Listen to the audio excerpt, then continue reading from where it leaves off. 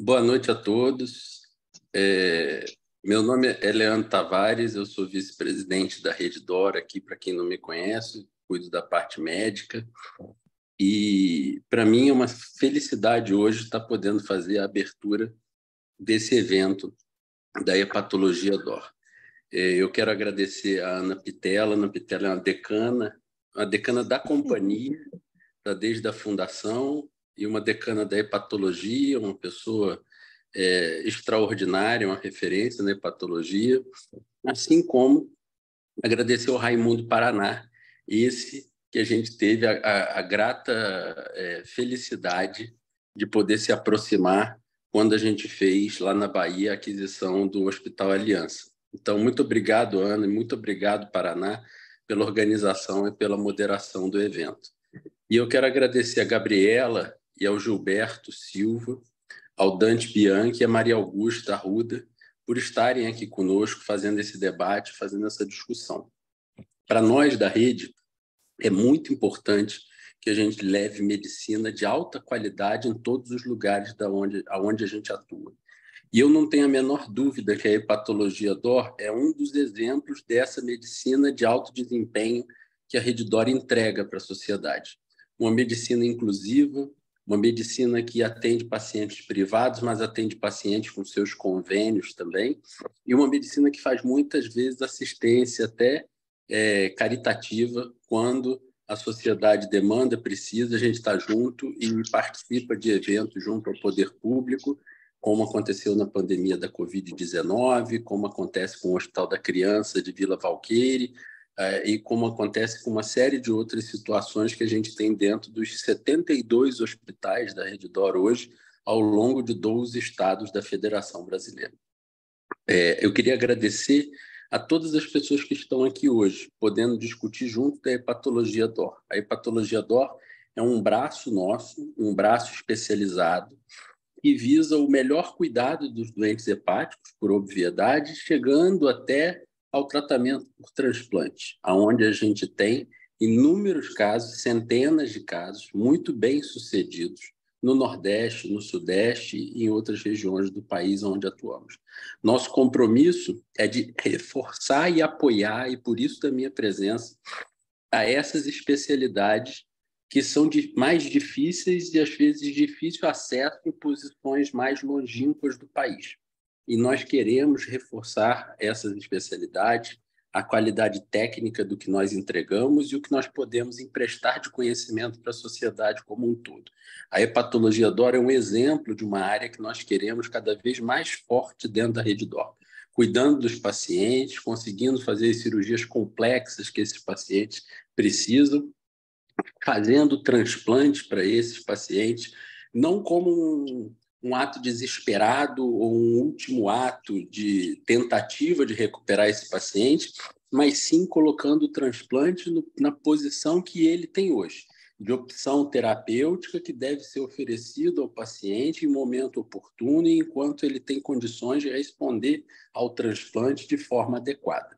Por isso, a Redditor tem se dedicado a todas as dimensões relacionadas ao transplante. Estamos trabalhando academicamente através do IDOR, que é hoje o instituto privado mais relevante do país em pesquisa, e quando a gente analisa o desempenho das pesquisas dos pesquisadores do IDOR, a gente vê que o índice de impacto deles é altíssimo, comparado às melhores instituições lá de fora e na frente de muitas delas que são reconhecidas mundialmente. E o IDOR tem sido incansável no apoio acadêmico a essas especialidades, inclusive a hepatologia. Mas não só isso. Dentro do IDOR, nós também temos um braço muito forte de treinamento e formação de pessoas, que também é muito importante para as especialidades complexas, e na hepatologia nós vamos expandir o nosso centro de formação de profissionais a partir do ano que vem, se Deus quiser, conseguindo expandir a nossa residência, né? Então, o IDOR ele tem esse papel que, junto com a rede, com a parte assistencial, consegue transformar a sociedade e levar o melhor da medicina. E nós vamos continuar nessa missão de levar a melhor medicina em todas as regiões onde atuamos, preservando o direito de escolha do paciente, para que o paciente possa escolher a melhor forma dele ser atendido em consenso com seu médico. E outro valor muito importante para nós é termos um ambiente de trabalho para os profissionais de saúde que seja dignificante, que seja próspero e que seja condizente com a relevância social dessas profissões. Então, eu quero aqui, já falei demais, agradecer mais uma vez aos moderadores e devolver a palavra à Ana Pitelli, ao Paraná, para conduzirem o evento de hoje. Muito obrigado pelo convite para eu estar aqui com vocês. Estarei sempre que for convidado. Um abraço. Obrigado. Ana? Boa noite a todos. Leandro, muito obrigada por sua participação. Nos sentimos muito honrados com sua palavra, com a confiança que toda a rede tem no nosso trabalho. Em todos os momentos que nós precisamos, nos sentimos totalmente apoiados, tanto pela rede, e é um trabalho... Nós estamos na rede há 21 anos, então isso não é um dia, e nós ficamos assim, muito, muito honrados mesmo em poder agora estar dando continuidade ao 3º ano de Hepatologia DOR. Exatamente seguindo a diretriz da nossa presidência, da nossa vice-presidência, nós estamos trabalhando no programa da residência para estender a educação continuada. Estamos no 3º ano da Hepatologia DOR. Estamos no 3º ano da Hepatologia DOR e estamos com o programa pronto até julho. Temos vários braços de pesquisa e a nossa intenção é, de fato, desenvolver as linhas de cuidado da hepatologia, abraçando todas as outras especialidades que temos. Como, por exemplo, hoje um exemplo, reumatologia, como já fizemos com a cardiologia, a endocrinologia, oncologia, hematologia, porque entendemos que a hepatologia é multidisciplinar, e é multidisciplinar que nós estamos trabalhando. E nossa ideia é expandir essas linhas de cuidado, as 12 linhas que já estão prontas, desenhadas, para todo o Brasil. É muito trabalho, muito desafio, mas é o caminho que nos sinaliza, que nos aponta e que nós vamos seguir. Então, eu quero agradecer muito o apoio que nós recebemos incondicional da nossa presidência, da nossa vice-presidência e, sobretudo, a confiança no nosso trabalho. Isso, para a gente, é motivo de muito orgulho, receber essa função. Ficamos muito honrados e agradecer aos colegas que têm nos ajudado nesses 3 anos na Hepatologia DOR, aos nossos convidados, colegas palestrantes de hoje e a nossa plateia que está aqui nos assistindo e que é sempre fiel ao nosso evento. Muito obrigada uma vez mais. Paraná. Bom, muito boa noite a todos. Eu renovo os agradecimentos e estamos nos sentindo muito prestigiados pela presença do Leandro aí, que tanto nos apoia e tem nos dado assim uma esperança imensa de fazermos grandes trabalhos na rede DOR, na área da hepatologia. E eu, particularmente, que sou um defensor da hepatologia, me sinto muito honrado com isso. E também no IDOR, né? Que o IDOR também tem uma visão na hepatologia hoje forte, tem a Tereza, a Ana, que já estava aí há muito tempo. Eu sou neófito, mas já estou participando das atividades. Mas o que é muito importante hoje, a gente vai trabalhar um novo modelo. O primeiro ano foi todo na organização das sessões, conhecendo as pessoas e trazendo para a apresentação pessoas dos nossos hospitais. E assim a gente conheceu pessoas fantásticas, que a gente não tinha visibilidade. No ano passado foi o desenvolvimento das linhas de cuidado excelentes, e este ano a gente vai explorar mais esse modelo de interdisciplinaridade, multidisciplinaridade, que eu costumo chamar de integralidade. A hepatologia tem essa característica. Eu Outro dia, um colega falou, olha, a clínica médica está desaparecendo, não tem mais clínicos. Não, onde tem hepatologista, tem clínico. O hepatologista é um clínico, a hepatologia é a própria clínica médica, a gente vive conversando com todas as especialidades. Então, se há alguma coisa que resgata a clínica médica, é a hepatologia. Por incrível que pareça, a gente só conversa pouco com a gastro. Nós temos excelente relação, mas o tempo todo a gente está com Glorinha na Hemato, está com o pessoal da Hemato aqui, com a Ana, Tereza, e por aí vai. Então, muito obrigado a todos. Vamos começar a trabalhar, né, Ana? Vamos lá? Vamos trabalhar. Eu só quero aproveitar para convidar que nós já temos o programa pronto até junho. Todo o programa integrativo até junho já está completamente pronto. Então, com temas assim bastante integrativos. Vamos apresentar o primeiro caso de hoje. Nós temos como convidados a Glória Bonfim, o Bianchi. São pessoas que dispensam comentários. Glória está sempre conosco aqui na hematologia, ajudando a coagula, não coagula, tem trombo, não tem trombo. O Bianchi nos dá socorro na reumatologia o tempo inteiro.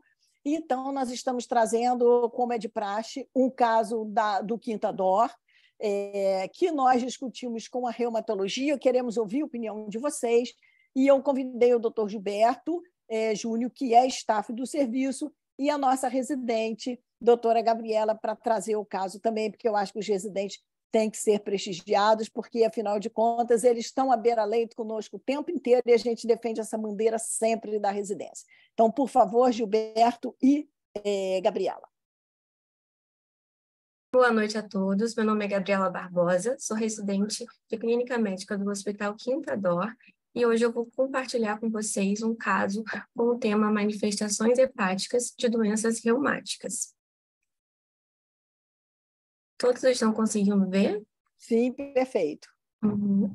Nossa paciente é uma paciente jovem, feminina, de 26 anos, advogada, natural do Rio de Janeiro, que vem em consulta de primeira vez em 11 de janeiro de 2023, com uma queixa de dor lombar crônica associada à alteração de enzimas hepáticas. O paciente relata início de dor lombar há cerca de 10 anos, de intensidade variada, com predomínio pela manhã, sem radiação, associada à rigidez, que alivia com o movimento e piora durante o frio.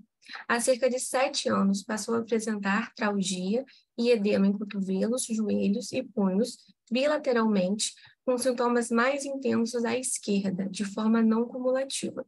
O paciente negava febre, perda de peso, anorexia, alterações cutâneas, oculares, cardiorrespiratórios, geniturinárias ou do trato gastrointestinal.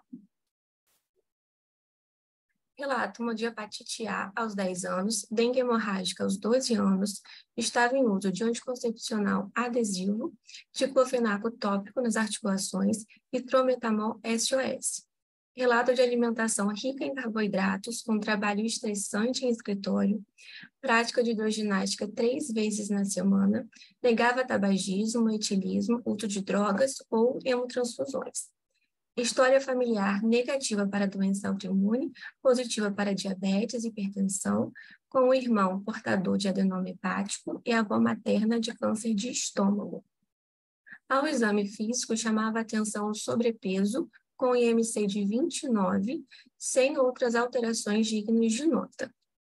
O paciente já traz consigo extensa investigação laboratorial prévia, com exames evidenciando desde junho de 2014 alteração de gama-GT no valor de 146, TGO de 31, TGP de 58, com FAM positivo, padrão nuclear pontilhado fino, 1/160, e pesquisa para sorologias para doenças reumatológicas negativas, incluindo o fator reumatoide, anti-CCP, pesquisa do H7, anti-LA, anti-RO, anti-RNP, anti-DNA, anti-centrômero, anti-LKM1, anti-SM, anti-M2 e anti-SP100. O paciente possuía também sorologias para hepatite C e B negativas, para hepatite para HIV negativa também, e em último exame laboratorial apresentava uma ferritina de 126, com triglicerídeos de 359 e uma hemoglobina glicada de 5,2. Os exames de imagem, ela possui um raio-x de coluna lombar de 2012, com um desvio do eixo vertebral, com infradeslizamento do ilíaco esquerda de 0,8 centímetros, uma ressonância de coluna lombar de 2013 sem alterações, colangio-ressonância de 2015 repetida em 2022, ultrassom de abdômen de 2015 e 2022 também sem alterações, elastografia hepática de 2022 sem evidências de fibrose, escanometria de abril de 2021, evidenciando um membro inferior menor, cerca de 0,8 centímetros, uma ultrassonografia transvaginal, um dopplercardiograma sem alterações, e também uma eletroneuromiografia de membros superiores e membros inferiores desse ano de 2023, sem alterações. O paciente traz consigo também uma biópsia hepática de maio de 2016, que evidencia fragmentos hepáticos com dilatação dos sinusoides, congestão vascular e leve fibrose portal, afastando a possibilidade de doença autoimune na amostra. Foi feita uma revisão da lâmina em novembro de 2021, em que foi visto tumefação e alterações hepatocíticas regenerativas com dilatação sinusoidal e congestão centrolobular, ausência de colestase, hemosiderose e esteatose. Dessa forma, podemos concluir que é uma paciente jovem, de 26 anos, que possui uma dor lombar crônica com características inflamatórias e acometimento extraaxial, com artrite periférica de grandes articulações de membros superiores, associada a uma hepatite crônica com padrão colestático. Boa noite, meu nome é Gilberto. Eu vou assumir aqui, vou compartilhar aqui a tela, né?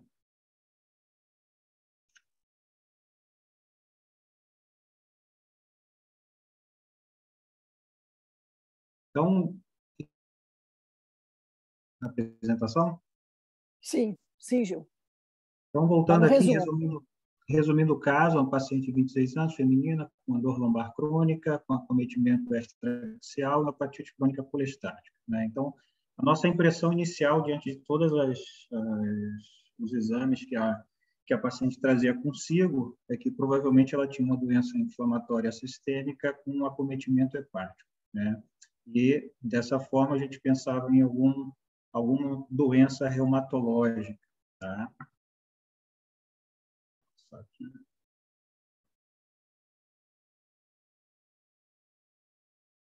E aí, sendo assim, vou fazer um pequeno resumo aqui do tema, né? Quando a gente tem doenças reumáticas e doença hepática associada, a gente tem 4 situações aí a pensar, né? Ter o acometimento articular como manifestação de doença hepática, tá? De doenças hepáticas primárias. Ter o acometimento hepático como manifestação de doenças reumáticas. Ter a doença reumática associada a uma doença hepática primária, ou então, algo que a gente costuma ver mais, né?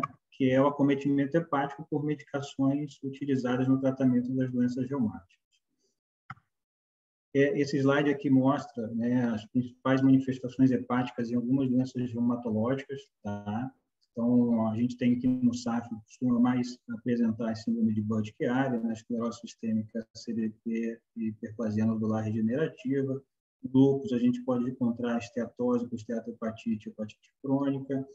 Sjögren, CBP, com hepatite autoimune com agente esclerosante. Na artrite reumatoide, uma hepatite reacional com hiperplasia nodular regenerativa. Na dermatopolimiosite, uma hepatite autoimune com hiperplasia nodular regenerativa. Assim como nas doenças hepáticas, a gente pode também encontrar manifestações articulares, né? Na hepatite B, na hepatite A aguda, na hepatite C, na hemocromatose, na hepatite autoimune, na CBP e na doença de Wilson. Em relação à histopatologia, né, do envolvimento hepático nas doenças reumáticas sistêmicas, né, a gente pode encontrar diversas alterações e nada muito específico, tá? Lembrando que as alterações de enzimas hepáticas elas podem estar presentes até 43% dos pacientes com doenças reumáticas. A biópsia hepática geralmente é normal ou apresenta alterações inespecíficas em mais de 1/3 desses pacientes. E as alterações histológicas ou bioquímicas, né, são leves e não possuem relevância clínica, tá? sendo transitórias e não necessitando de um tratamento específico. E aí, voltando ao nosso caso, né, resumindo, a gente vê uma paciente que a gente considerou como tendo uma espondiloartrite, né, esse envolvimento axial de característica inflamatória e uma hepatite associada a uma hepatite. Dentre os diagnósticos diferenciais aí para a gente afastar uma doença hepática primária, então, ela, a princípio, não tinha sorologias virais positivas, não tinha uma história aí para a gente pensar em toxicidade hepática, doenças metabólicas, hepatite autoimune, CEP, CDP, a princípio, foram afastadas, hiperplasia nodular regenerativa, a gente não encontrou nenhuma alteração que sugerisse, trombose também, a princípio, a gente não viu nenhuma evidência ou sinal de que pudesse ter uma doença trombótica hepática. Em relação ao grupo das doenças de espondiloartrite, né? Então, a gente faz o diagnóstico diferencial aqui com espondilite anquilosante, artrite reativa, artrite psoriásica, artrite relacionada às doenças inflamatórias intestinais e a espondiloartrite indiferenciada. Eu botei em negrito aqui as duas, a artrite psoriática e a espondiloartrite indiferenciada, que acredito que seriam os dois diagnósticos diferenciais aí para essa doente. Depois a gente vai ouvir aí a reumatologia. Dessa forma, né, a nossa impressão final é que é uma paciente de 26 anos, com dor lombar inflamatória crônica, com artrite periférica poliarticular de membros superiores, com acometimento extraarticular hepático. Então, é esse o caso.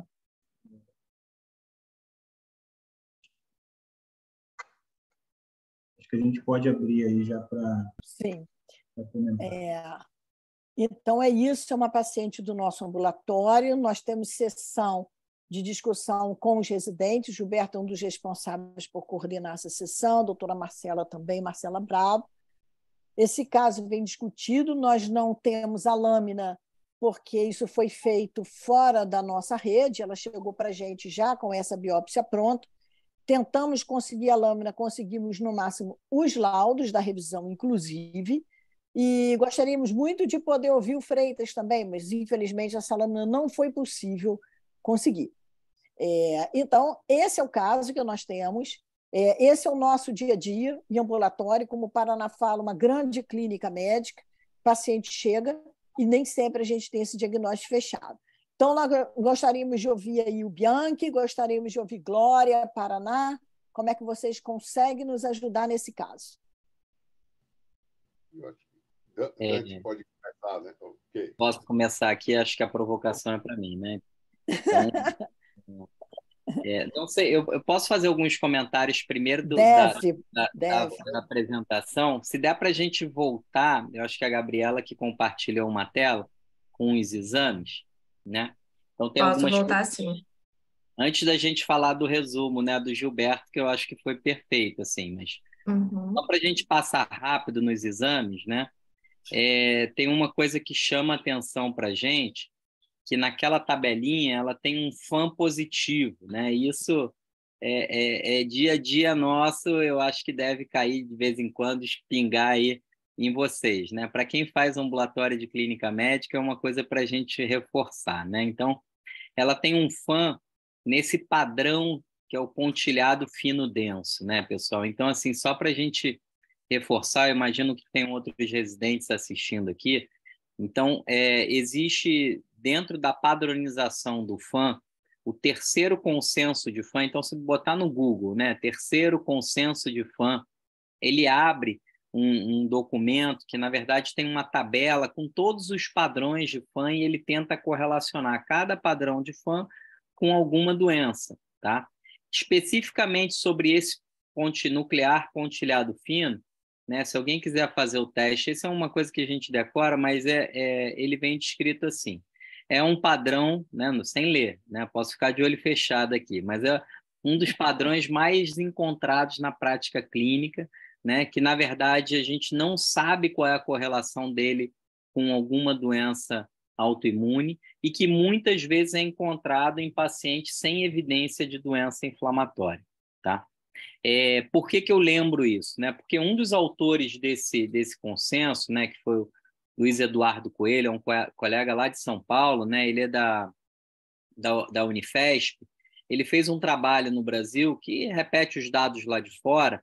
A gente tem uma prevalência de FAM positivo na população em torno de 17%, tá? E a maioria desses pacientes não tem doença autoimune, né? Se tivessem doença autoimune, eu brinco que eu estaria rico, né? Porque a gente ia ter mais doença autoimune do que pressão alta, mais doença autoimune do que diabetes, né?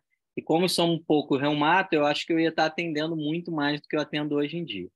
Então, infelizmente para o reumato, mas felizmente para a população, FAM não é igual a doença autoimune. Essa é a regra aqui, especialmente com esse padrão, tá? Chama atenção também uma outra coisa que a gente vê direto, assim, né?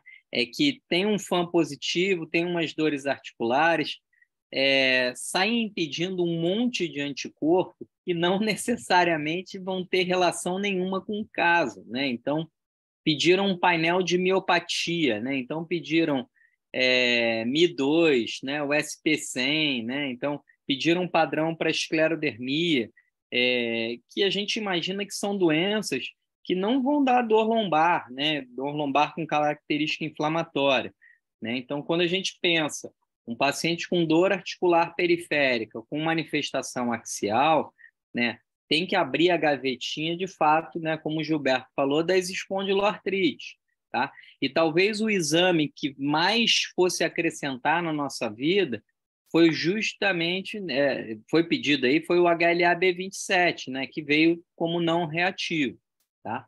Mas eu talvez não precisasse pedir os outros marcadores, né? A gente acaba pedindo, de fato, muito exame desnecessário, tá?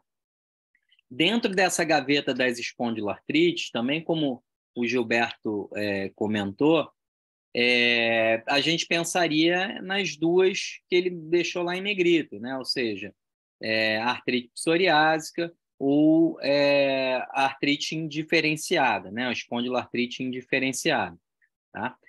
Aqui no Brasil, e pensando em mulher, assim, na verdade, talvez o mais provável é que fosse artrite indiferenciada. Mas quando a gente pensa em psoríase, não tem jeito, né? Eu tenho que procurar psoríase. Então, olhar atrás da orelha, olhar na base do cabelo, olhar no sulcuro interglúteo, né? Perguntar na família, né? Dentro dos critérios, né, da artrite psoriásica, né? Um critério chamado critério Caspar, ele considera a história familiar. Então, perguntar especificamente, olha, alguém na sua família tem psoríase, sua mãe tem psoríase, seu filho tem psoríase, né? Eu estou imaginando que na idade dela ainda não tinha filho, mas perguntar, né? Então, se existe essa história familiar de psoríase, tá? Especificamente psoríase a gente tem que lembrar. E existe uma outra espondiloartrite que acabou não sendo falada aí, que na verdade é o quadro relacionado à manifestação ocular, né? Ou seja, na verdade uma uveíte com HLA-B27, né? Que também entra dentro da gaveta das espondiloartrites. Uma outra coisa que não foi dita, passando um pouquinho mais para frente, Gabriela, no seu slide aí, é uma dúvida para a gente, porque ela faz no exame de imagem, você foi descrevendo a ressonância, né? Então tinha a radiografia da coluna. Então, o que foi feito, na verdade, foi uma ressonância de coluna lombar, tá? Qual é o parêntese que hoje a reumato tem martelado muito, né? Então, na maioria das vezes, né, o paciente, quando ele faz uma ressonância,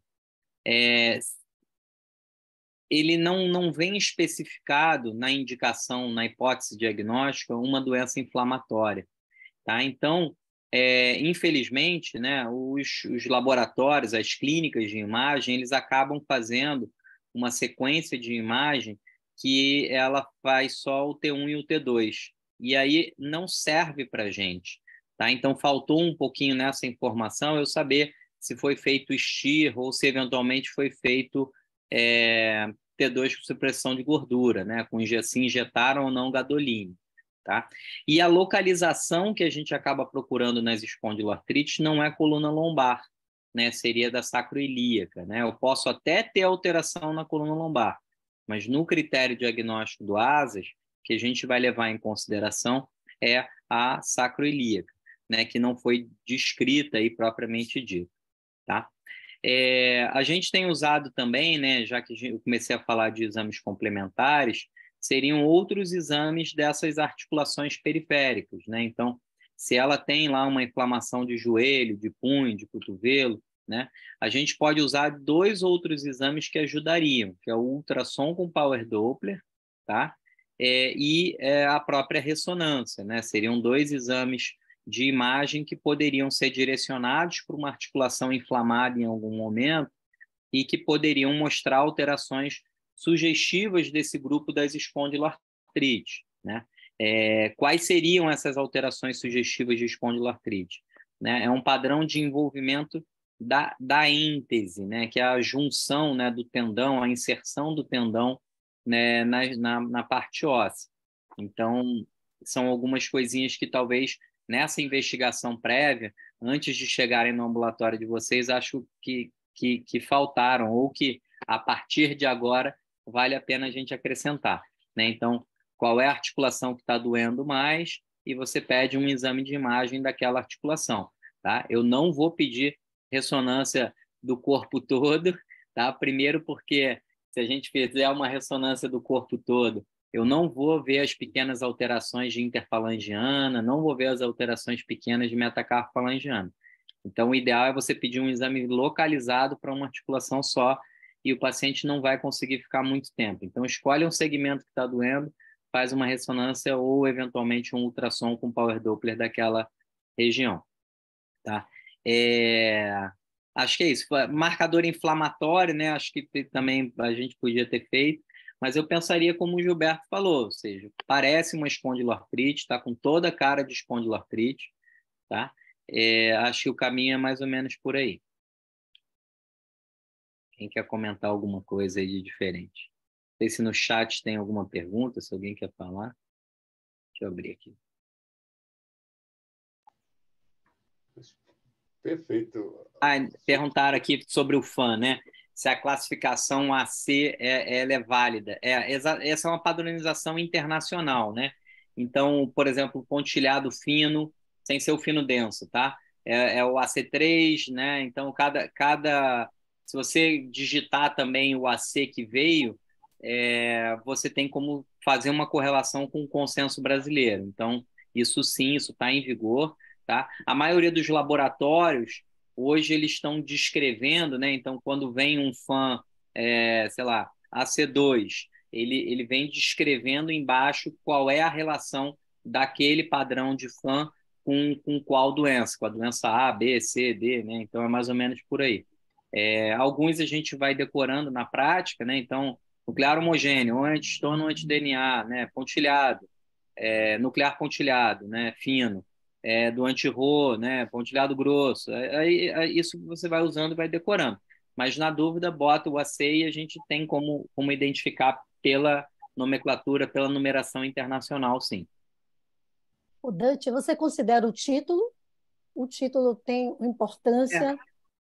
Assim, na verdade, ele não me disse se o paciente é mais grave ou menos grave, né? Hoje, os exames são bem sensíveis, assim, então títulos menores do que 1/80, provavelmente eles não têm muita relevância clínica, tá? Mas a partir de 1/80, especialmente a partir de 1/160, ele já valoriza. Mas o paciente tem 1/1200, sei lá, 640, né?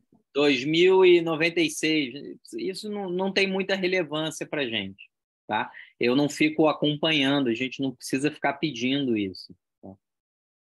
Eu acho assim que, Dante, complementando a informação, o FAN também é muito importante para nós, hepatologistas, o padrão é muito importante, como também o músculo liso. O padrão é importantíssimo para a gente. Então, o FAN diz muita coisa. O pontilhado fino denso diz muito pouca coisa. A gente tem um estudo publicado aqui com o Paulo Bittencourt, que foi 8% aqui na população, um estudo populacional em pacientes que não tinham doença. Agora, um FAN, por exemplo, em membrana perinuclear, tem um significado em CBP. O FAN com pontilhado isolado tem um significado. O FAN reticulado citoplasmático, isso é antimitocôndria até que se prove o contrário. Então, ajuda muito, é fundamental. Então, isso é bom para os hepatologistas. Laboratório que não nos dá essa informação não serve para a gente. Não serve. Mesma coisa é o músculo liso. Tem que saber se é fibrila tubular, se é glomérulo, e aí tem que saber a titulação. O glomérulo, por exemplo, para ele ser um antiactina, ele tem que estar num título elevado. Senão, não vai ser valorizado. Ou se ele é só vimentina, se é só bainha de vaso, não dá informação nenhuma. Mas, por incrível que pareça, a minha experiência, a Ana já viu também, pacientes chegarem tratados como doença autoimune, porque tinha um antimúsculo liso positivo vaso, não tem significado nenhum, e um FAM positivo pontilhado fino denso 1,80, significado nenhum. E o paciente está recebendo corticoide.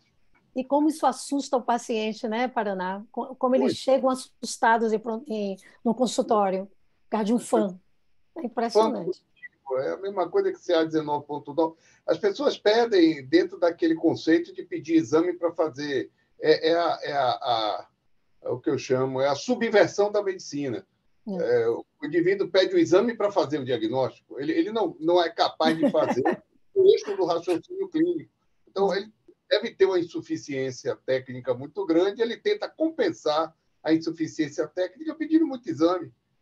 Vai no caminho inverso, é um desastre total. Aí vem a ferritina elevada, vem o FAM positivo, o CA19 pouco elevado. É um custo absurdo, emocional, e um custo financeiro também, porque esses pacientes chegam todos investigados desnecessariamente, porque exame descontextualizado não presta, porque médico não trata exame, trata paciente. Simples assim. Posso fazer uma pergunta, Gilberto, a você sobre esse caso? Essa agulha de biópsia, essa biópsia de agulha ou foi uma biópsia em cunha? Porque fiquei muito curioso com essa dilatação sinusoidal, viu? Assim, pela descrição do laudo, né, parece ser biópsia de agulha, tá? Não é biópsia em cunha, não, e nem a paciente refere que tenha sido feita uma mini láparo ou coisa do tipo. Tá? Então, a princípio, é biópsia de agulha. Depois de Freitas vai conversar sobre isso. Essa é uma questão que eu acho que é uma das coisas que a gente precisa padronizar, Ana, depois, nos nossos protocolos de biópsia. A biópsia em agulha num paciente com doença autoimune, a gente tem que pensar em doença vascular do fígado. Ou é uma doença, ou uma DILI, né? E, para isso, doença vascular do fígado, a gente tem que ver o quê? Hiperplasia nodular regenerativa, é isso que a gente vai perguntar a Freitas. E o espaço-porta. Como é que está o espaço-porta? E aí eu tenho que ter muitos espaços-portas para que Freitas diga, em alguns eu achei legal, está tudo bem, em outros eu não estou achando a veia-porta, ou a veia-porta está distrófica, ou existe uma proliferação que não é veia-porta, ou existe uma hipertrofia da artéria. Mas esse espaço-porta não é normal. É isso que a gente vê na doença hepática, que é vascular, que acompanha a doença autoimune, e vê também a dilatação sinusoidal. Quando a gente vê dilatação sinusoidal com congestão, a gente pensa em droga e doença veno-oclusiva, mas pela descrição aí não era doença veno-oclusiva. Mas droga, várias, inclusive a azatioprina, a gente vê muito isso com anabolizante, que não foi o caso dela. O sinusoide dilata, fica um pouco congesto e confunde, às vezes, a gente. Mas a mensagem final para esse tipo de paciente, tem que evitar a biópsia em agulha, porque se você tiver o espaço-porta doente, fibrosado, a biópsia vai tangenciar, vai passar e vai pegar o espaço molinho, né? E Freitas não vai poder dar o resultado. Tem a doutora Guido, na série lá da Itália, mostrou que em biópsia em agulha, mais de uma, ela perdia 50% dos diagnósticos de doença vascular. Uhum. Eu queria ouvir Freitas também, e queria pegar essa fala do Paraná para fazer 2 comentários. O primeiro é que nem todo paciente que tem FAM positivo e atividade inflamatória hepática tem hepatite autoimune. Essa é uma mensagem que a gente quer deixar, porque isso vem como 2 mais 2 somam 4. Não é isso. E as pessoas chegam com esses diagnósticos, tem sido o nosso dia a dia. A gente tem visto cada coisa que eu estou ficando muito preocupada no ambulatório. Isso é um caso muito simples, quer dizer, não é aquele caso complicado, que não sei o que, não. É um caso muito simples. E, no caso simples, as pessoas que não têm a vivência se enrolam, porque nem sempre uma aminotransferase alterada, essa doente tem uma revisão de lâmina, é como o Paraná falou, é uma biópsia percutânea, realmente a doente não tem isso, nós pegamos esse doente ambulatório, discutimos muito. E a outra coisa é que a gente tem que andar passo a passo com o reumatologista. Realmente, o que a gente vê no dia a dia tem FAM positivo, aminotransferases alteradas, gama-GT alta, nossa, isso é uma hepatite autoimune, e o paciente já traz esse diagnóstico. Para desfazer isso é muito difícil, entendeu? É muito difícil. Então, a hepatologia é uma grande clínica médica, a gente tem que estudar clínica para poder entender as doenças do fígado. A outra coisa que eu fiquei muito preocupada foi esse sentimento, quando eu vi esse laudo, eu também não consegui entender essa descrição que existe nessa lâmina. Entendeu? Eu queria ver se Freitas consegue ajudar a gente, porque ela não nos reporta a muita coisa, e muito menos a uma doença reumática com esse padrão. Eu queria ouvir se ele consegue ajudar alguma coisa. Eu não me lembro, Gil, me ajuda aí, Gabi, se a gente conseguiu fazer, na discussão que nós tivemos, um eco para olhar suprahepática, tudo isso aí, para ver essa congestão, já que ela não tinha nenhuma droga, ela negava, ou a gente pediu, me lembro que uma sexta-feira aí das nossas discussões, isso veio à baila. Se fez, não deve ter nada, senão vocês teriam trazido. Mas eu queria ouvir Freitas, se consegue, e Glória, se tem alguma dica aí para a gente. Boa noite a todos, é um prazer estar participando mais uma vez dessa reunião. Eu vou pedir a Gabriela para projetar o laudo. É muito difícil a gente comentar o que os olhos dos outros viram, né? É verdade. É sempre complicado.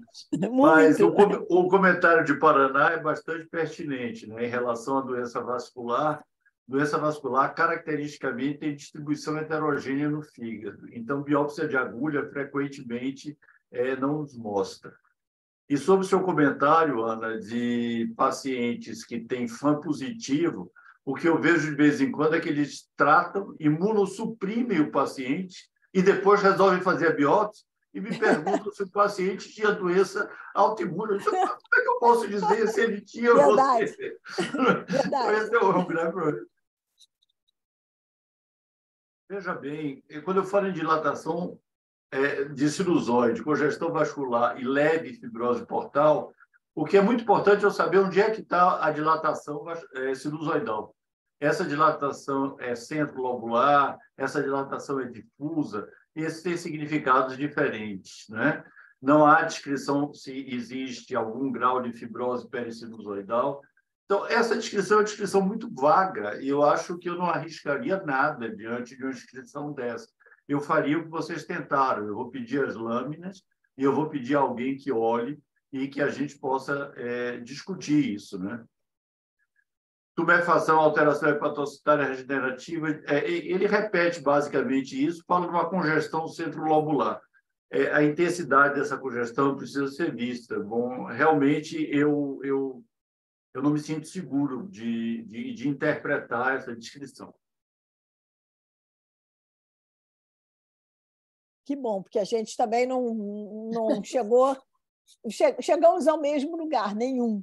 Então, ficamos com a impressão que Gilberto comentou e que Dante, em princípio, concorda. Que bom. Glória. Então, eu já ia comentar até que quando chega para mim, é depois que começaram os imunossupressores. Aí o paciente faz uma citopenia e aí começa uma grande confusão, né, doutora Ana? Talvez o que eu possa contribuir é o seguinte, se for uma doença autoimune sistêmica, esse paciente vai ter um padrão de anemia inflamatória, uma ferrocinética, eu vi que a ferritina ali estava 100 e pouco, né? Mas eu não vi o ferro, para ver se existe algum perfil que a gente pudesse considerar que houvesse um processo inflamatório sistêmico, com repercussão. Eu pediria assim, muito mais para ver padrão autoimune, se tem um cumbi direto, se tem alguma outra evidência, uma hipergama, que às vezes tem uma hipergama globulinemia que pode acompanhar esses quadros, ou, às vezes, né, Paraná, a gente encontra componente monoclonal em fenômenos imunes, né? E aí é mais um desafio para a hemato, porque podemos ter doenças, discrasias plasmocitárias, e aí pode também estar atrelado ao fenômeno imune, e é outro capítulo que a gente tem que investigar. Mas, assim, chega para nós mais as citopenias, né? As anemias crônicas, que você tem que ver se há um padrão inflamatório, e procurar ver se existe alguma questão hematológica imune que poderia contribuir no diagnóstico de forma indireta. Mas, basicamente, é isso. Excelente. Maravilha. Paraná. Fecha e fecha teu caso. Vamos lá para o outro caso. Excelente, porque isso aí é o nosso dia a dia. E a nossa intenção é trazer para aqui as nossas dúvidas e as nossas estratégias de discussão e de resolução dos casos. Como somos centros formadores de opinião, somos centros de excelência, não vem casinho simples para a gente. Não vem. Os casos são esses aí. E deixa lá na nossa porta, aperta a campainha e aí a gente abre, recebe o bebê e vai cuidá-lo, né? Muito bem. Freitas, vamos apresentar o caso. Você vai apresentar, porque eu tive esse problema aqui para entrar, não estou conseguindo. Você pode apresentar, por favor? Esse caso é curioso, foi apresentado ano passado. Estou trazendo esse ano, dando o follow-up do caso. E como esse é um caso que envolve mais 2 especialidades, olha aí a beleza da hepatologia, envolve aí a hematologia, envolve a reumatologia, eu acho que foi um caso que casou bem para o que a gente queria falar agora. Vamos lá, Freitas? Eu posso até apresentar e você vai passando. Então, okay.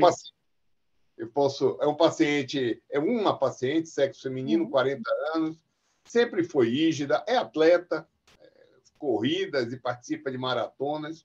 Em 2020, passou a ter dores articulares. E aí, Dante, nessas dores articulares, o velho diprospan, que é impressionante isso, aí, fez uso de diprospan e de quando em vez ela usava e a dor melhorava, ela continuava correndo, né? Então, ela procurou um reumatologista e esse reumatologista, depois que fez uma avaliação, eu não tive o relatório dele, alguma coisa ele pensou e iniciou o metotrexato com ácido fólico, que é o protocolo correto. Fez corticóide oral, mas um ano depois ele suspendeu. Né? Aí depois Dante vai nos falar sobre essa conduta. Posteriormente, ela aí procurou um gastroenterologista, ela achava que tinha doença do refluxo gastroesofágico e as dores articulares voltaram a ser intensa, tinha dores abdominais intensas quando corria, quando tomava medicações. Esse desconforto abdominal e diarreia apareciam após as corridas. Ela passou a ter intolerância ao uso dessas fórmulas chamadas pré-treino e como é que chama? Tem um nome aí, termogênicas, né? Uma maluquice aí, são sem pé nem cabeça, e com uma série de substâncias. E aí ela acabou suspendendo todas as medicações, e o que chamou a atenção nesse período é que ela tinha elevação de fosfatase alcalina e gama-GT, que até então não tinham sido valorizadas. Usou várias fórmulas, nas fórmulas tinham o velho chá verde, campeão de toxicidade, rico em catequina, que nunca deve ser colocado numa cápsula, de forma alguma, nunca. Vários pacientes transplantados por causa disso, e uma série de outros fitoterápicos, sem nenhum estudo de fase 3 e com relato no NIH. Aliás, chama a atenção, a gente vai ter aqui no Hepatoxidó, é um belo projeto, eu e Ana estamos aí trazendo a possibilidade da gente criar um banco de dados semelhante ao NIH para democratizar esse conhecimento de toxicidade no Brasil. A gente não tem nenhum banco de dados no Brasil, provavelmente vai ter, provavelmente não, vai ter com esse projeto lá do IDO. Também desenvolveu prurido cutâneo, E esse prurido cutâneo foi tratado por dermatologista e ela usou anti-histamínico. Olha a situação. Paciente com muita doença, a gente tem que parar para pensar, né? Tem que ter uma doença só, geralmente a gente acerta mais, né? Vamos lá, Fred? Bom, quando ela chegou na avaliação, a fosfatase e a gama-GT estavam assim, de 3 a 5 vezes o valor normal. Ela tinha dor epigástrica durante os períodos de atividade física e tinha o gastroenterologista que avaliou, encontrou sangue oculto fecal. O dermatologista, quando a avaliou, percebeu pequenos pontos vermelhos na pele. E, neste período, o reumatologista encontrou, está escrito errado, é Raynaud, AU, encontrou o fenômeno de Raynaud. E aí, Dante, neste momento, antes de ir adiante, o que é que você me diz desse caso confuso que passou na mão de muito médico, está em polifarmácia, polimedicada, mas algo aí muito interessante, né? Ela tem esses pontinhos vermelhos na pele, né? E tem prurido. Vamos lá. Então vamos lá. Vamos fazer algumas ponderações, né? Então, logo no início do quadro, né, o que foi apresentado para a gente foi dor articular, né? E aí tem algumas perguntinhas chaves, assim, tipo o Globo Repórter, né? De onde vivem, aonde vão, como se alimentam, né? Então, tá doendo? Tá doendo aonde? Quando que dói? Como que dói? O que melhora, né? Então, tinha sinal inflamatório ou não tinha, né? Porque quando a gente fala dor articular e a pessoa começa a usar um Diprospan, né? O Diprospan é um negócio incrível, assim, né? Então, lá atrás, em 1938, um camarada chamado Philip Hent, né? Junto com Kendall, diagnosticaram a antiga chamada substância X, né? Que depois virou a cortisona. Isso em 1938. E em 1940, 2 anos depois, eles ganharam o Prêmio Nobel de Medicina. Né? Por que ganharam o Prêmio Nobel de Medicina? Porque o negócio é mágico. Né? É mágico, levanta defunto. Né? A apresentação do Philip Hent na plenária da Clínica Mayo, pegam uma senhorinha toda torta com artrite reumatoide, enquanto ele está apresentando os slides, uma pessoa punciona a senhorinha, deixa correndo aquele corticoide, no final da sessão a pessoa que era quase, vamos dizer assim, aleijada, levanta e anda, né? E é isso que o corticoide vai fazer. E é doping, né? Então, para uma atleta, se fosse uma atleta decente, ela não poderia tomar, que estava desclassificada da competição dela, né? Então, é uma encrenca a gente começar a usar o corticoide, banalizar o corticoide, que é uma droga incrível, ao ponto de ser Prêmio Nobel de Medicina, né? É incrível mesmo, mas usar para dor articular sem a gente saber se tem processo inflamatório ou não, tá? Paralelo a isso, na evolução, né, eu estou imaginando que o colega que examinou viu, de fato, artrite, tá? E aí eu estou já imaginando que não era só dor articular, então era dor articular com caráter inflamatório, né, com sinal flogístico, né? Me perdoe agora, eu vou lhe falar, pior é que não.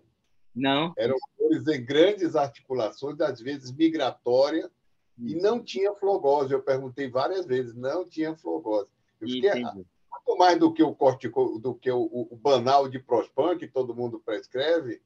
Eu imaginei que, ao escolher o metotrexato, foi isso que o colega tinha visto, mas ela me disse que não. Ela disse que não. Bem, o meu raciocínio tinha sido, então ele viu inflamação. Se não viu inflamação, aí a gente está mais embananado ainda, né, Paraná? Porque o negócio está mais confuso, né? Se ele tivesse, então supondo que existisse inflamação, né? A orientação hoje da reumato, de fato, é que se inicie com o metotrexato, né? Porque é uma droga também super antiga, né? Da década de 50, o que a gente conhece bem ou mal os efeitos colaterais, né? Que a gente entende um pouco mais desse remédio e que tem uma capacidade muito boa ainda hoje, né, o metotrexato é a droga que melhor combate sinovite, né? Então, saíram trabalhos agora recentes, né, que talvez os inibidores de JAK, são 3, né, liberados aqui no Brasil, que é o tofacitinib, baricitinib e upadacitinib, né? Essas drogas, elas foram as primeiras drogas que se mostraram superior a metotrexato. Mas, obviamente, a gente não tem experiência, não tem tempo, são remédios caros. Então, mesmo se eu falar de um anti-TNF, mesmo se eu falar de leflunomida, né, são drogas que não foram superiores a metrexato. Então, o metrexato, de fato, é muito bom para um quadro inflamatório articular, tá? Então, caso existisse inflamação, não seria um absurdo a gente iniciar o metotrexato, independente de fechar o nome da doença, né? Então, na reumata, eu quero tratar antes, então eu não preciso dizer se é artrite reumatoide, se é artrite psoriásica, né? Se existe um quadro inflamatório articular, não está errado a gente começar. Agora, se não tem inflamação, aí a gente rebobina a ficha aqui e revê isso tudo, tá? Bem, aí teve, obviamente, complicações, ou começa a ter uma manifestação gastrointestinal, né?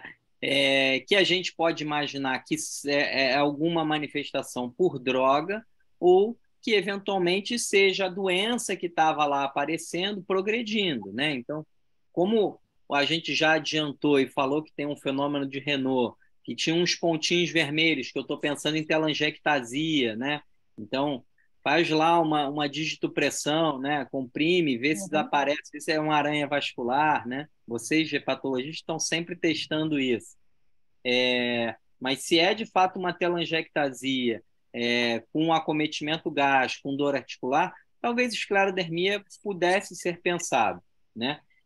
Mas, obviamente, vocês também estão mais acostumados do que eu, que um aumento de enzimas colestáticas, né, com um prurido desproporcional, né, talvez colangite seja uma coisa a ser lembrada também, né? Eu acho que o caminho, eu pensaria mais ou menos por aí até esse momento.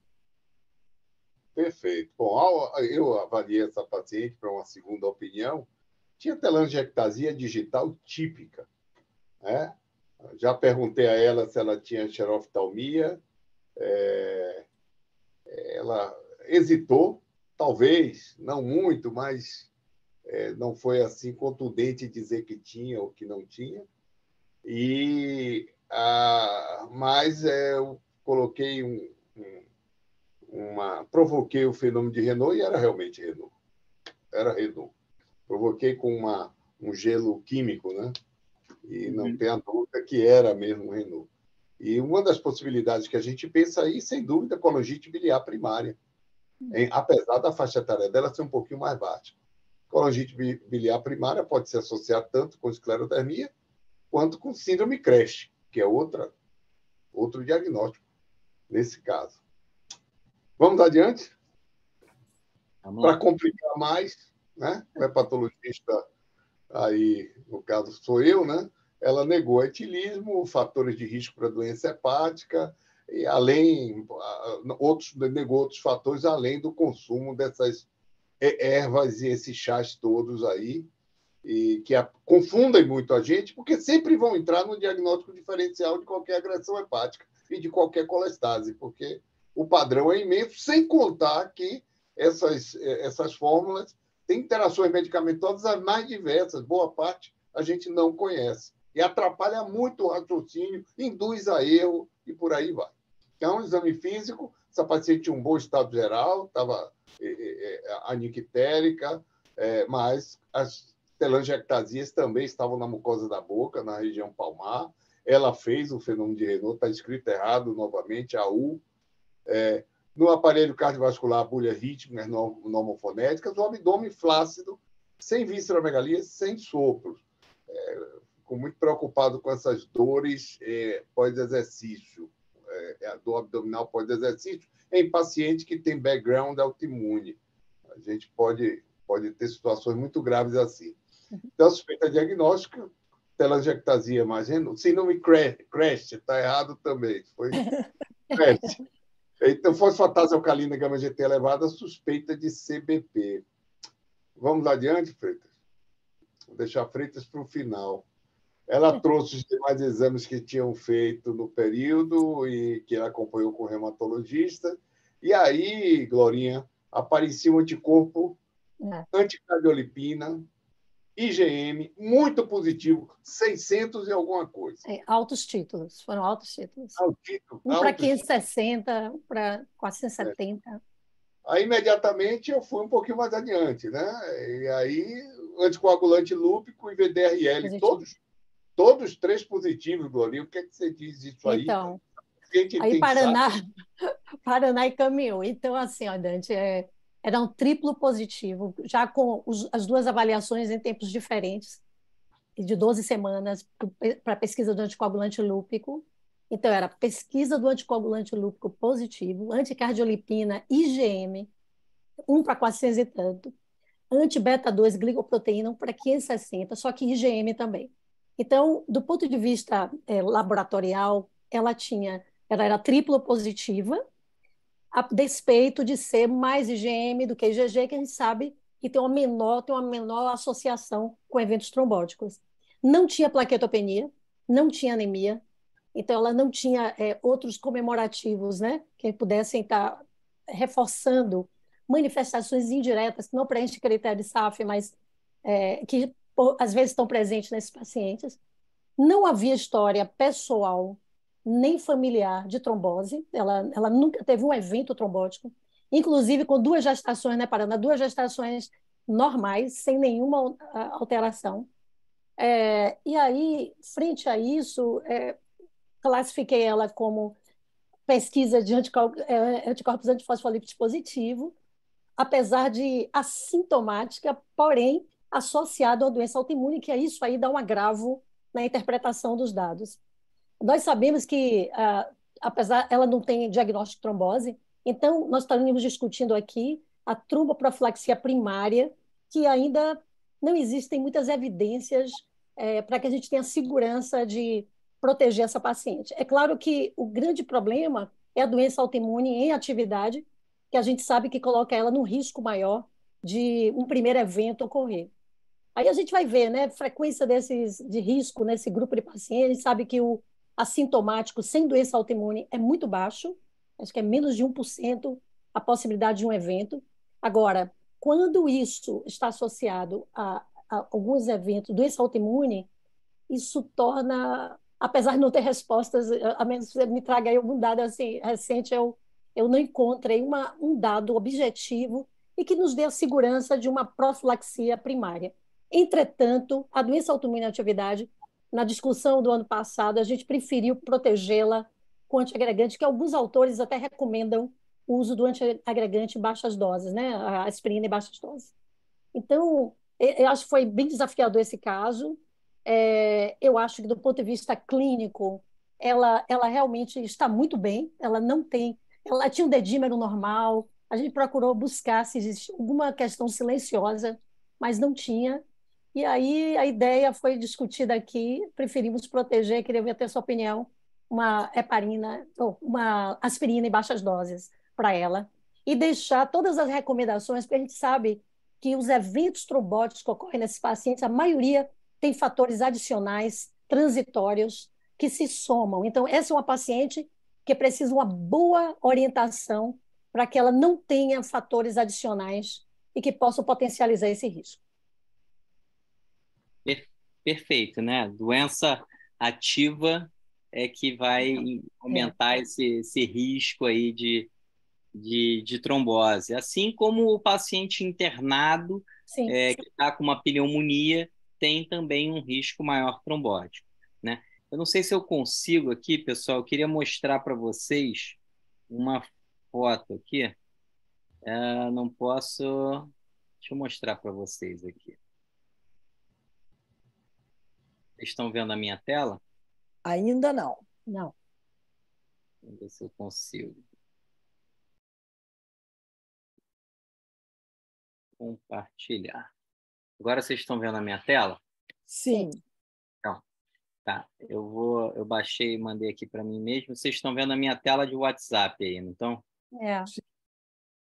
Então tá.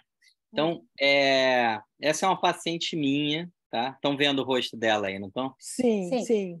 Isso é tudo telangiectasia, tá? Nossa. Então, é um paciente com esclerodermia, uma esclerodermia já bem estabelecida, tá? Já teve várias complicações da esclerodermia, inclusive ela tem hipertensão arterial pulmonar, né? A gente chegou a fazer um CAT de VD, tá? Ela tem um acometimento gástrico importantíssimo, né? Com uma desmotilidade intestinal absurda, né? Do intestino, já fez perfuração de intestino por pneumatose intestinal, tá? Mas lá atrás, ela, pela hipertensão de artéria pulmonar, ela tinha indicação de ser anticoagulada, tá? E o que acontece é que, inicialmente, eu tentei anticoagular. Qual o problema, né, dessa paciente, né, da Ana? É que ela é toda telangiectasia. O trato gastrointestinal dela é todo telangiectasia.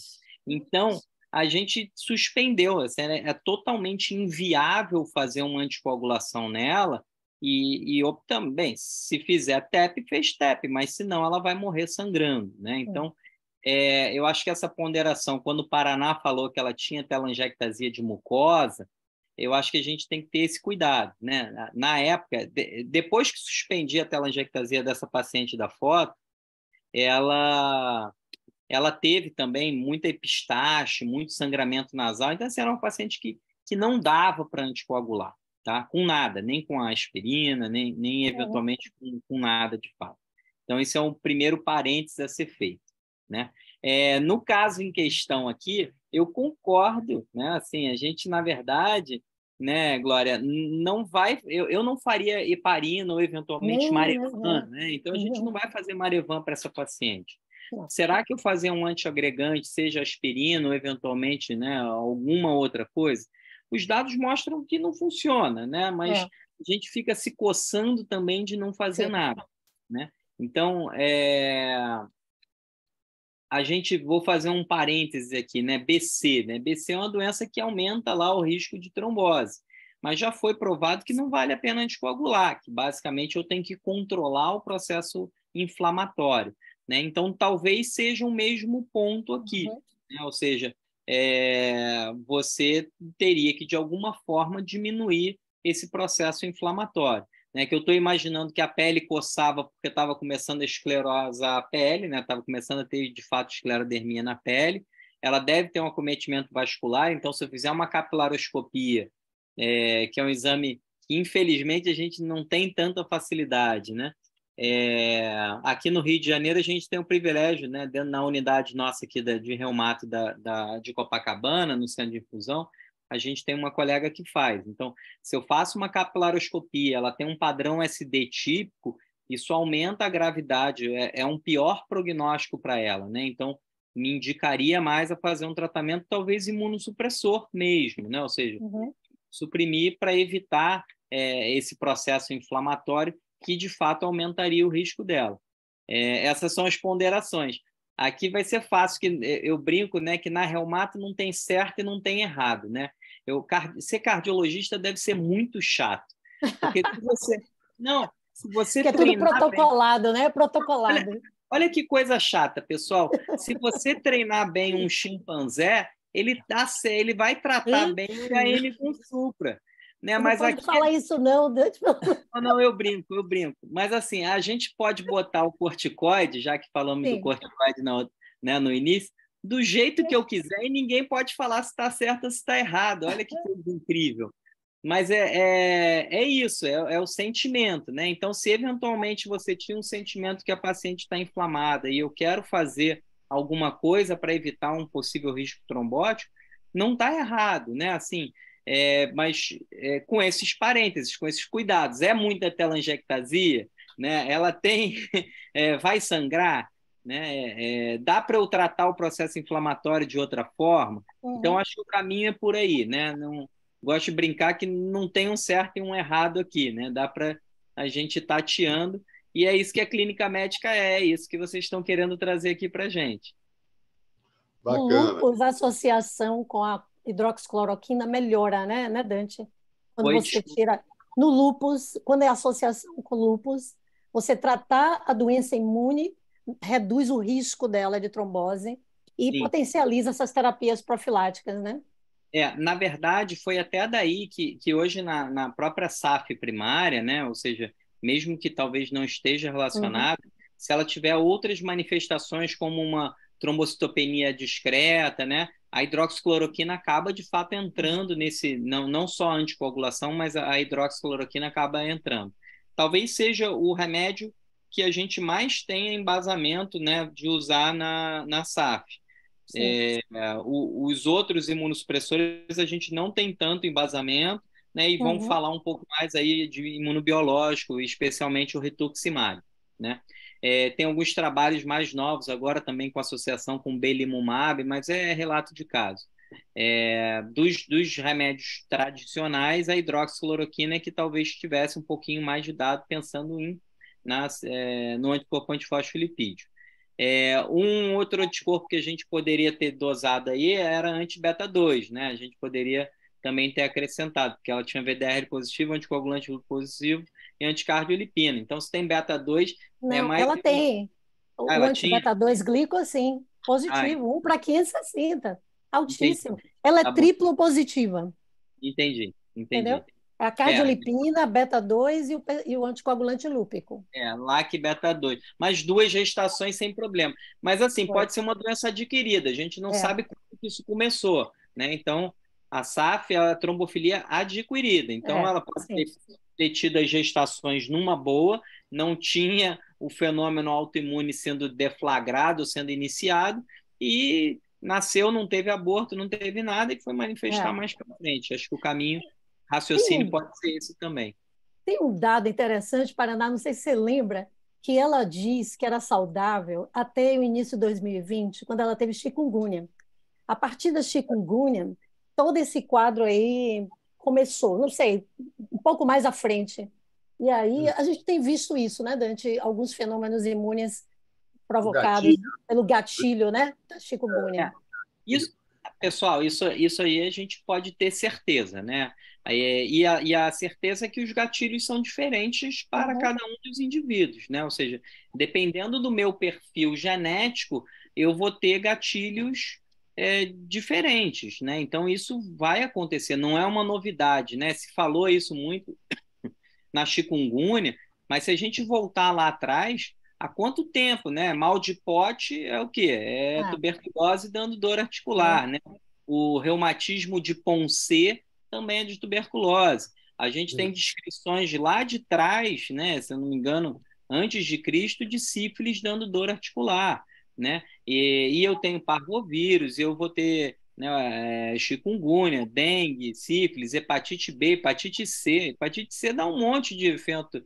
Vocês veem, agora não vem tanto porque a gente trata, né? O pessoal da vocês estão curando a hepatite C, acabando, né, com a crioglobulinemia do mundo, né? Mas é uma doença autoimune deflagrada por um agente externo, um agente infeccioso, tá? Que não necessariamente precisa ser infeccioso, pode ser um medicamento, né? Pode ser lá uma hidralazina desencadeando um quadro imunológico, né? Então, assim, que existe um gatilho, existe. A minoria dos pacientes é que eu consigo provar ou desencadear isso, né? Tem um autor que é o Yehuda, né? É um israelense, Yehuda Schoenfer, que descreveu a síndrome ásia, né? A provocação dele é com a sílica, né? Com silicone, mas que também tem a síndrome de Kaplan, que era do pessoal lá atrás, dos mineradores que ficavam inalando e dava lesão pulmonar e abria artrite reumatoide. Então, assim, que existe um gatilho, isso já está mais ou menos estabelecido, existe. A gente só não sabe qual e para quem, né? Então, volta na alquimia da coisa, volta aí no sentimento da coisa. Então, não acho improvável que seja chikungunya ou outro bicho aí que seja. Vamos lá. Paraná, um minutinho, porque tem uma pergunta aqui do Fábio Marinho, Fábio, super colega, que está sempre conosco, ele pergunta se vocês se sentem à vontade de utilizar a metotrexate diante das novas evidências que ele não deve ser mais considerado hepatotóxico. É para mim ou para vocês? Pode responder. Metotrexato é muito bom, pessoal. Para dor articular, ele é muito bom, tá? O medo que se tinha, né, antigamente, quem não sabe, meu avô foi reumato, né? Meu pai é reumato, eu sou reumato, meu irmão é reumato. Então, é muito reumato, a gente fala isso. E meu pai brinca, né, que antigamente os pacientes com metotrexato, depois de uma determinada dosagem acumular, o paciente, você dosava quanto ele já tinha usado e ia para biópsia hepática, né? Era assim que se fazia antigamente, tá? Até que a gente foi ganhando confiança e tendo um pouco mais de tranquilidade. Mas também não é incomum a gente ver no dia a dia da reumato, vira e mexe, sobe transaminase, dependendo da dose, dependendo do paciente que a gente está fazendo, né? Então, eu acho que não é uma regra, né? Nem nunca, nem sempre, como tudo aqui na medicina, tá? Mas eu volto a insistir, assim, eu sou fã de metotrexato. Metotrexato é uma droga que a gente conhece bastante, que a gente tem bastante segurança, mas tem que ser acompanhada, né? Então, se você olhar a bula do metotrexato, diz lá que aumenta o risco de morte, né? É uma pena que Coca-Cola e chocolate não tem bula, mas de uma forma geral, assim, é um remédio que a gente aprendeu a usar, né? O tempo deu um pouco mais de confiança para usar o metotrexato, né? Assim como a mielotoxicidade, né? Anemia pelo metotrexato. Sabe? A gente usa 3 gramas por metro quadrado. Usa muito mais. Então, e a gente vê, às vezes, hepatotoxicidade, sim, alterações de enzima hepática em pacientes. Mas temos que fazer aquele resgate, né? Isso. Longe que se justifica aquele medo que se tinha com o metotrexato. Vai ter hepatotoxicidade como qualquer outra droga. Sim. Exatamente. E gatilho, claro, Sheila Sherlock, no famoso livro dela, falava que um dos gatilhos para hepatite autoimune era sarampo e hepatite A. E quem de nós já não viu uma autoimunização após uma infecção viral, né? Bom, mas indo adiante nesse caso que já está bem complexo, a doença de Marfan para uma paciente só, ela traz uma ressonância magnética. Essa ressonância magnética mostra irregularidades ductais, né? E aí essas irregularidades ductais, aí, Freitas, muito discretas, bem discretas, deve ter uma colangiorressonância, mas o fígado não é um fígado de uma doença crônica. Olha aqui na colangiorressonância, vocês estão vendo, eu estou sem o cursor aqui, mas lá nos ductos secundários, umas áreazinhas como tivessem estenosidas, né? Não é e a isso, quem viu a ressonância magnética considerou que essa paciente tivesse a possibilidade de ter uma CEP. É uma associação relativamente comum com a SAF. Pode ser uma coincidência de 2 doenças autoimunes, mas pode ser também o que a gente está vendo, algo semelhante ao que a gente está vendo pós-Covid, que é a colangite pós-Covid, por isquemia de ducto biliar. Ducto biliar é dependente de artéria, né? Se você tiver ali um microtrombo em circulação terminal, você vai fazer exatamente isso aí. A gente vê também na isquemia um enxerto, um transplante de fígado com enxerto com isquemia longa pode dar isso também. Enfim, o que ocorre nessa paciente, então, é que ela também tinha um pólipo de vesícula biliar de 0,47 e na ideação de que ela tinha uma CEP, ela aparece com um pólipo de vesícula biliar. Ela traz a ultrassonografia anterior, estava negativo, por definição, pólipo em paciente com CEP não pode ser tolerado. Para complicar mais a situação, pedi que repetisse o FAM num local confiável, que faz o que o Dante falou, o padrão, e o padrão do FAM mostra antimembrana nuclear e anticentromérico e o citoplasma reticulado. E aí, isso nos ajudou. Queria que Dante comentasse aí. Membrana nuclear, provavelmente é SP100, da CBP. O citoplasmático reticulado, provavelmente, é o antimitocôndria que ela tem, foi confirmado. E o centromérico, como é que você valoriza, Dante? Ele, na verdade, é do anticentrômero, né? Então, ele, na verdade, entra naquele padrão justamente na forma creche aí da esclero, né? Então, são os dois anticorpos, né? A gente tem o anticentrômero e o anti-SL70, né? Que é o antitopoisomerase. Esses são os dois padrões, um fala mais de doença sistêmica, o outro fala da forma creche, né? Que é uma esclerodermia com acometimento mais da face e das extremidades, associado com o fenômeno de Raynaud, com as calcinoses, né, com a doença de esôfago. Então, é isso que a gente acaba vendo.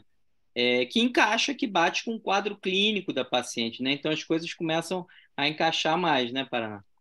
Exatamente.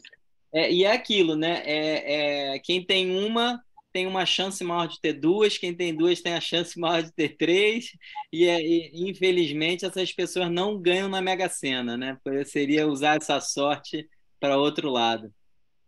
Bom, agora nos cria também um problema, porque essa associação de CBP e CEP não é nada habitual. A gente vê CBP com autoimune, a gente pode ver até CEP com autoimune em criança, mas CBP e CEP não é nada atual. Mas, de qualquer maneira, surgiu um problema aí. Essa paciente tinha uma suspeita de CEP, o laudo foi esse, tinha um pólipo na vesícula biliar que estava crescendo, bom, tem que tirar a vesícula biliar. Apesar de não ser um pólipo de 0,9, ela tem uma doença de base e recomenda a retirada da vesícula biliar. Foi bom para a gente porque nos ajudou na biópsia, né? Vamos lá, Freitas, mostra a biópsia, porque a gente já está adiantado aí. Pode ir adiante. Pode ir adiante. Aí. Bem, foi uma biópsia em cunha, né? Aproveitaram a colestectomia e nós recebemos uma biópsia em cunha. E o que chama atenção na biópsia, vocês estão vendo isso aqui, é um ducto biliar. E esse ducto biliar está claramente agredido por linfócitos. Tem células aqui do ducto em apoptose, outras células irregulares aqui. Nesse outro espaço porta, nós vemos um outro ducto biliar distrófico, com infiltrado inflamatório em torno, presença de macrófagos. Aqui aparece uma outra imagem parecida. Essa daqui é bastante interessante, né? A gente tem aqui uma área que mostra claramente células ductais em necrose, infiltrado linfocitário, permeando esse ducto, caracterizando, portanto, a colangite destrutiva não supurativa, né? A célula que infiltra é linfócito não neutrófilo.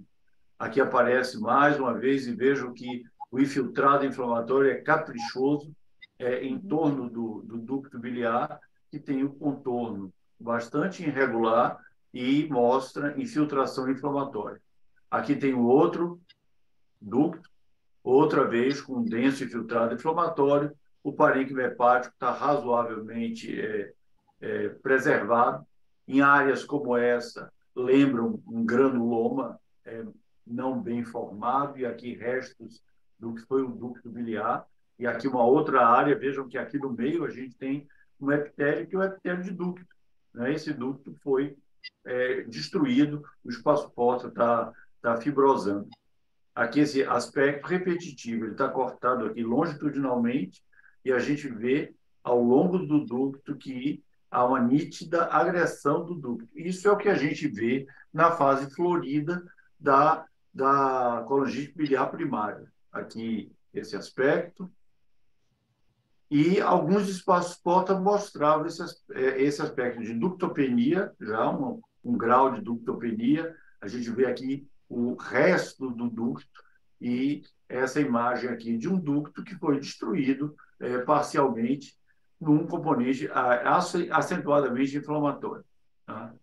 Então, esse é um picrocílios vermelho para a gente ver fibromatriz conjuntiva, uma certa reação ductular, que faz parte do quadro, e aqui o que era do ducto que foi destruído. Nós fizemos uma citoqueratina 7, a citoqueratina 7 marca ducto biliar, mas nesse caso o objetivo não foi esse, o objetivo precípico.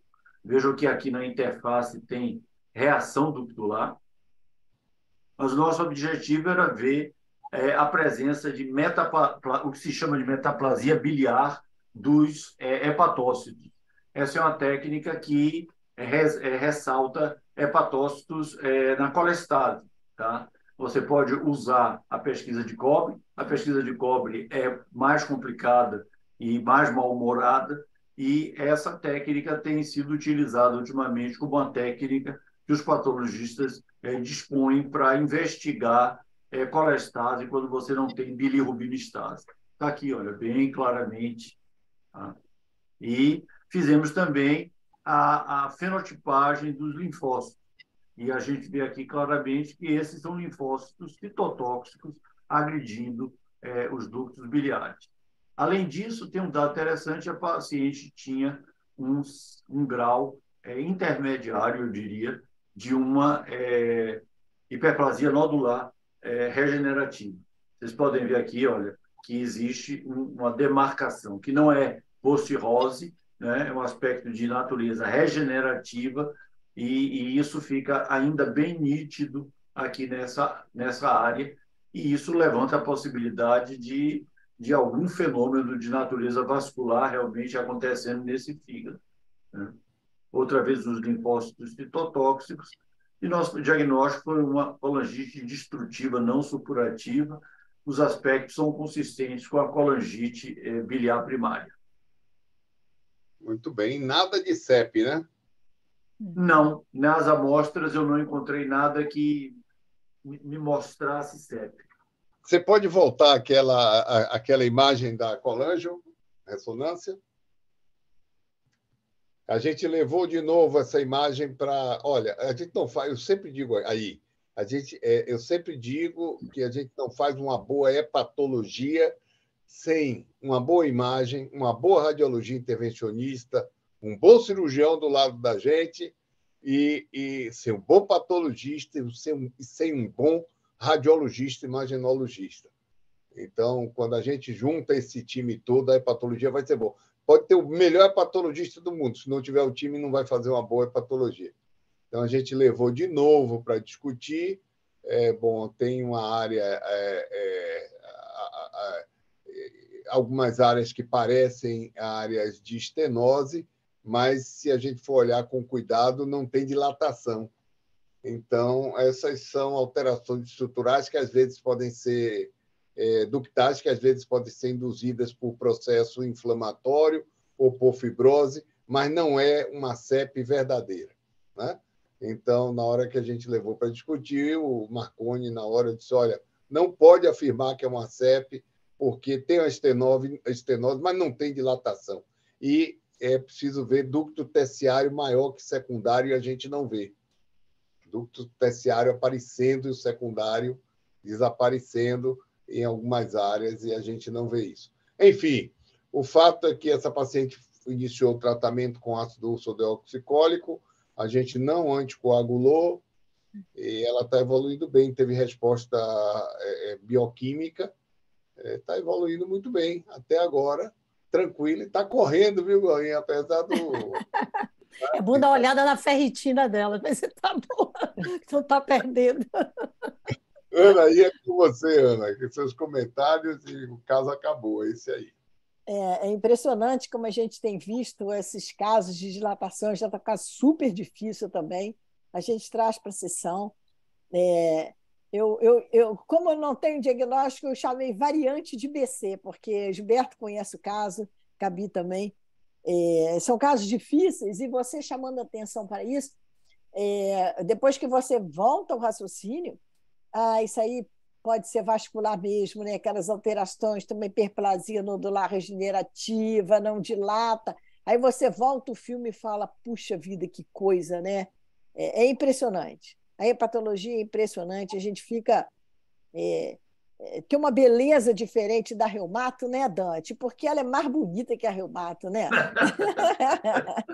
Eu acho que não segue tanto o protocolo lá da cardiologia. Vamos indicar a cardiologia. Isso é que é legal. Doutora Ana, aqui são 3 especialidades instáveis.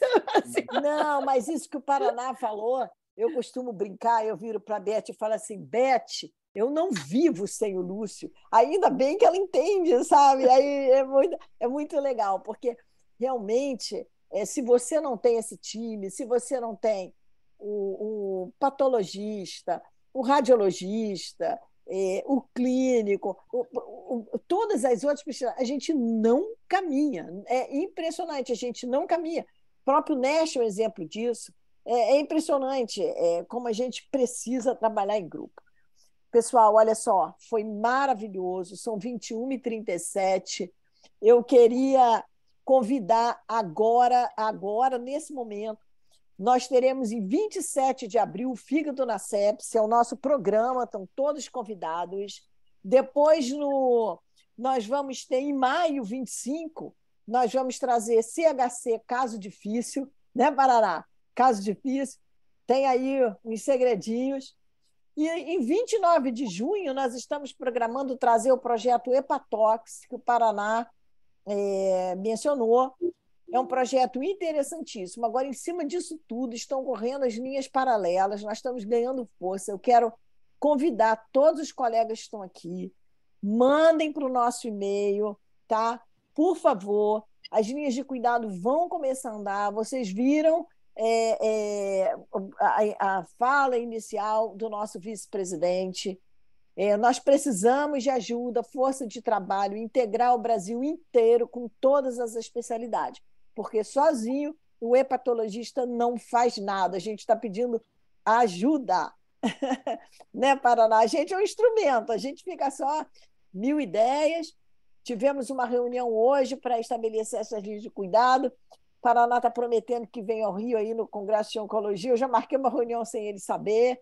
Então, por favor, aceitamos voluntários até de outras especialidades, né, Paraná? Não precisa só hepatologista, não. Tá bom? Queria que você encerrasse a sessão, meu querido. Não sei se o Leandro está aí ainda, se ele quer falar alguma coisa, mas, de qualquer forma, eu queria que você encerrasse. Antes de encerrar, deixa eu fazer minha propaganda aqui também, né? Então, eu comecei um pouquinho depois, eu sou coordenador da Reumatodor, né? Então, a Reumato está correndo atrás, é uma especialidade pequena, né? São as duas menores especialidades aí, né? Que hoje vão ter uma linha de cuidado estabelecida, tá? A gente também tem reuniões científicas, né? Então, a nossa próxima é dia 17 de abril, depois 18 de maio e 21 de junho, né? São as próximas. Eu imagino que na maioria dos estados, lá no pessoal da Bahia, tem a Ana Tereza, né, que está andando junto com vocês o tempo todo. A Ana Tereza sabe tudo. Então, estou às ordens também, né? Se quiserem, provoquem os reumatologistas das suas unidades. Se não conseguirem, me chamam que eu cutuco eles também. Vai lá, Paraná. Obrigado pelo espaço, pessoal. Foi um prazer. Obrigado a todos vocês, Gabriela, Gilberto Freitas, Glorinha, Dante, minha querida amiga Ana e todos que estão aqui presentes. Obrigado, Leandro, por ter nos prestigiado com a sua presença. Nós chegamos a ter 53 colegas, mas o que me chamou a atenção, o número de mensagens que eu recebi aqui, olha, no meu celular, dizendo esses dois são muito bons, né? Os dois são Glorinha e Dante, viu? A gente sabe. Obrigada. Bacana, pessoal. Muito obrigado a todos. Até a próxima. Obrigada. Tchau. Muito Tchau, obrigada, gente. Obrigada. Boa noite. Tchau, boa noite. Tchau, boa noite.